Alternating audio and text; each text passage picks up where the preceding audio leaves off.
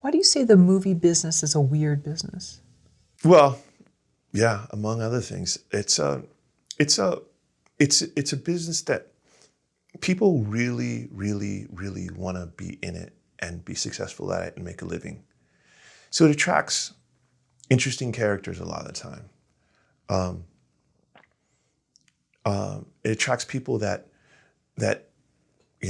risk takers. It attracts people that, let's be real, can't always be conforming into a corporate environment. They wouldn't do well in there. And it's not always they wouldn't do well because they didn't want to do well. Sometimes it's they wouldn't do well because people would have a difficult time dealing with them. So you're dealing with people that really, really want to make this thing work, but it's very difficult to make work. So when you get into it and there's people around you trying to make their film careers work, trying to make their movie and television careers work, you get people that just will do strange things and stab you in the back, stab their friends in the back, snitch people out. There's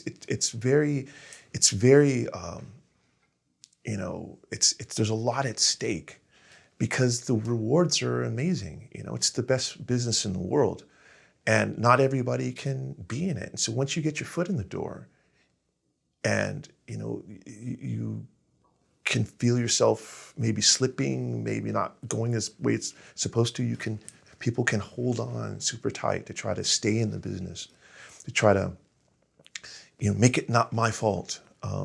This I was told this, and this guy told me to do this, and all this different stuff, and so it's that, and then it's also a little weird, because it's just a business that not everybody would want to be in. Although the glamour part's cool, glamorous and red carpets and everything else, but when rubber hits the road, it's a lot of disappointment. It's a lot of rejection. It can be incredibly hard work, sometimes for little or nothing as you're establishing yourself. And you're dealing with interesting characters.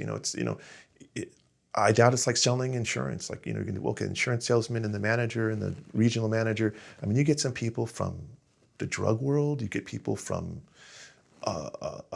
criminals. You get people that come in that made money in some other field and just come in and want to do this. And so it brings people from all different areas and all different walks of life. And so maybe weird is not the best term, but it's interesting for sure. Not for the faint of heart. No, do not. You have to be tough as nails to be in this business. I say that people in film business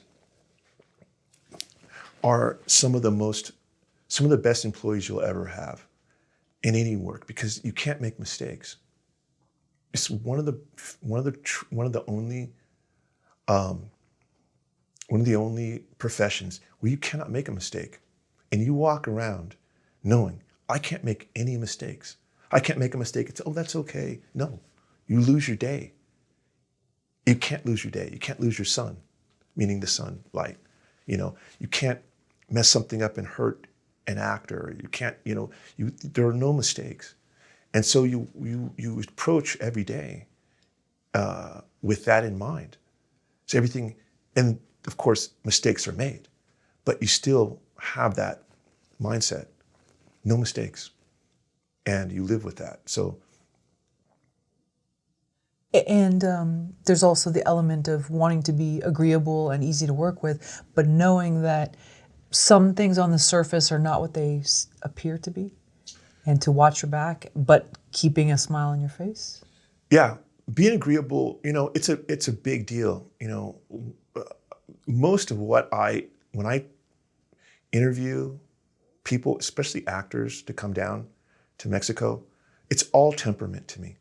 I mean, I'm sure I can get them to where they need to be performance-wise, but temperament, anything, see, it's not like I said before, it's not like we're calling somebody to go to North Hollywood and they live in Burbank. You have to take them there and host them there for 3 weeks, a month, 2 months. Any piece of their personality that's unmanageable will come out in those 3 weeks. Believe me, it's going to come out. You need to make sure that these people have that kind of, are stable in that way and not going to, and there's ways to tell. You know, you can just talk to them about things and see and let them know, look, things are not going to go perfect. They're not. But it's how you deal with that. Can you adjust? Can you pivot? Are you going to be cool? Are you going to make a nightmare scenario for everybody? Are you going to call your manager and say, you know, that this guy didn't give me, my yellow candy wasn't there, and this is a nightmare, and then create that toxic energy inside the set. So how people's temperament is everything to me, because you have to live with them. I can put you on a plane where you wouldn't want to be with somebody for 3 hours, much less 3 weeks, and you have to really kind of be able to know that. And so I have a very calm demeanor all the time. I'm cool about stuff all the time. I can adjust and pivot. But dealing with people that are bullies and things like that can be really, really problematic. And in the end, they end up costing money and causing problems all around. You know, so we learn to kind of look for that first, even before the talent. And then we move to, can you do it? Suppose someone's easy to work with. What about trust factor? How do you determine that? Trust as far as? Although there's many levels of trust, just maybe trust in terms of, I guess there's probably different layers of it. So trust being on the set, trust having them as someone you would continually call back. Okay. Trust in your quote unquote, and for lack of a better term, inner circle. I realize that's a cliche term. You know, one thing you learn in film is that you got to keep your film circle relatively small. But I have built over time people that I genuinely trust, and but it takes a little bit of time, and you need to see them in various situations. Everything's going smooth. You don't know whether or not you can trust them in a jam. Anybody that's done any kind of decent number of independent films has been in a lot of jams. And it's how you deal with that, and you watch them and you analyze how they deal with that. And at the end of the day, are they trying to be toxic and turn everybody against everybody? Or at the end of the day, are they having a drink and saying that day sucked, but I think tomorrow's going to be better?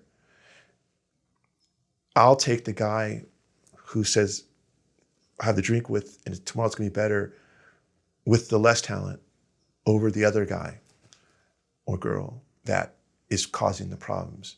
You have to realize you're basically in a foreign country. You're very vulnerable. You can't have revolts and, you know, strikes and things like that. This is very dangerous. And so you can't even, and you can't have people walking off. You know, you have somebody that, your sound guy, forget about this, I'm walking, well, who's going to do the sound? I mean, you can find somebody, but you see what I'm saying? You have to be able to trust that people are going to put the movie first and not make it about them all the time, you know? So I think that trust in that way, and just time, you know, you have to have been through things with people so that you understand how they'll react, and you can trust them to be there when things get a little chaotic, and they'll keep themselves centered and focused during that time. Because working within chaos is something you must learn to do. And pressure, high pressure, chaos, and pivot, you know, be able to, we're going to shoot here, okay, but the car's not here. Turn around, shoot the other way until the car gets here. So you have to be able to pivot without saying, you know, I can't believe the car's not here. This is You know, like you just got to just figure it out and just keep moving, you know. So you find people that you know will do that. The crew we have now will 100% do that. They pivot without a problem. So I have tons of trust in them.